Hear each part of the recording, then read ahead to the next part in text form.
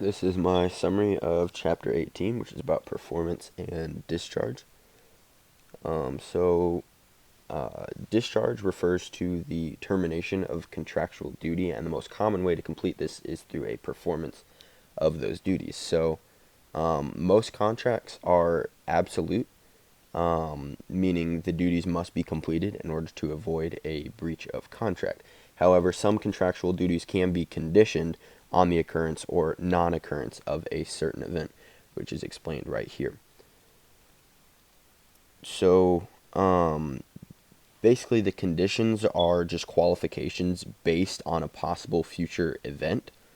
So the occurrence or non-occurrence of that event will enable the performance of legal obligations or void an existing obligation under the contract. If the condition is not fulfilled, then the obligations of the parties are discharged. So there are three types of conditions, and these are conditions precedent, conditions subsequent, and concurrent conditions. So conditions precedent must be fulfilled before a party's performance can be required. So these have to be done before you can make the other party do anything or have to fulfill any of their obligations. Then conditions subsequent are these are conditions that operate to terminate a party's duty to perform. So the condition follows or is subsequent to the time at which the absolute duty to perform arose. So if the condition occurs, the party's duty to perform is discharged. And then the last one is concurrent conditions right here, where each party's performance is conditioned on the other party's performance, or at least their offer to perform. So then the chapter moves to talk about discharge by performance.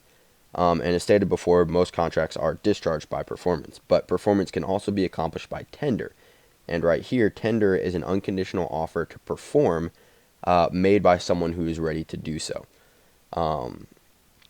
So the chapter talks about two main types of performance, which is complete performance and substantial performance. So with complete performance, it's really simple. The party has performed exactly as they agreed, and their performance was perfect. So there's a complete performance because they did everything they said they were going to do.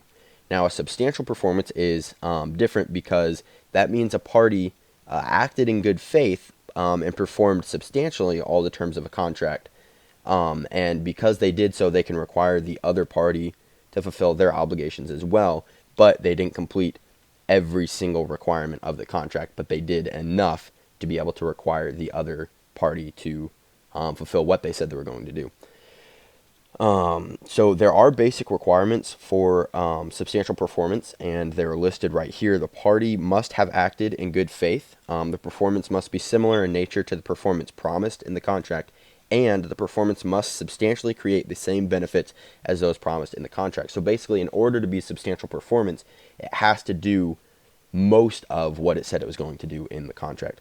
So this leaves it up to the court to make the decision whether performance is substantial or not, and it's a case-by-case basis where they use the facts of the particular situation. There's no set standard of how they decide whether a case was substantial or not, or performance was substantial or not. So as far as effects on a duty to perform, if the performance is found to be substantial, the other party's duty to perform remains absolute. But there is a measure of damages because a substantial performance is not perfect, so it didn't complete all the obligations, so therefore the other party is entitled to sue for damages to compensate for failure that the other party didn't completely comply with the contract. And then the chapter moves to talk about performance to the satisfaction of another. So contracts can state that completed work must satisfy one party or even a third person, which brings in the matter of deciding whether that satisfaction is of a personal nature to a specific party or if the performance need only satisfy a reasonable person. So when the contract is personal, right here, the obligation is conditional and the performance of the other party must actually personally satisfy that specific party. It has to meet the standards of the party that said they were going to enter into this contractual agreement. On the other hand, where most contracts fall is reasonable person standard, where they only require that a performance must be approved as satisfactory, as would be to a reasonable person, unless the contract expressly states otherwise. So then the chapter moves to talking about a breach of contract, and in this case, a material breach of contract. So any breach of contract occurs when a contractual duty that was promised is not fully performed. So a breach is classified in different ways, but one of the big ones is material breach. And this is when a performance is not even at least substantial in the way it fulfilled the obligations of the contract. So a material breach, because it's not even substantial, releases the other party from contractual duties, which means they no longer have to do what they said they were going to do, because the other party didn't even complete most of what they said they were going to do. So next, the chapter moves to anticipatory repudiation, which basically occurs when either party refuses to carry out his or her contractual obligations before they actually have a duty to perform. This is treated as a material breach, so therefore it allows the other party to sue for damages and releases them from obligation to perform, because it wasn't even close to fulfilling a substantial amount of what they said they were going to do. So when this occurs is most often when significant financial harm would befall a party because of a sharp change in market prices. So the example here is about a company that enters into an e-contract and says they'll sell 100,000 smartphones to another company, and during that time, the price of creating those phones changes, and the company would actually lose money if they fulfilled their obligation. So they entered anticipatory repudiation in order to stop from losing a massive amount of money. And then here it just talks about a little bit time for performance, which is like a lot of contracts. If no specific time for performance is stated in the contract, then reasonable time for completion is implied. Chapter then moves to discharge by agreement, which is just when both parties agree to discharge a contract. They can do that because neither of the parties is going to hold the other accountable for a breach of contract. So this can happen by mutual rescission, which means a contract is canceled by the parties that make another agreement that also satisfies the legal requirements of a contract. And so it includes having an offer, acceptance, and consideration. There's also discharge by novation, which is when both of the parties agree to replace one of the original parties with a third party. So they basically bring in a substitute to complete the duties of the party that is being substituted for.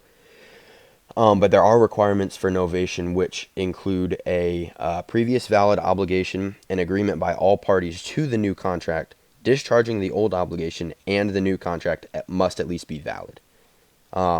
There's also discharge by settlement agreement, which does happen. It can arise out of a genuine dispute over obligations, and a settlement agreement will be recognized by law, and this qualifies as discharging the contract.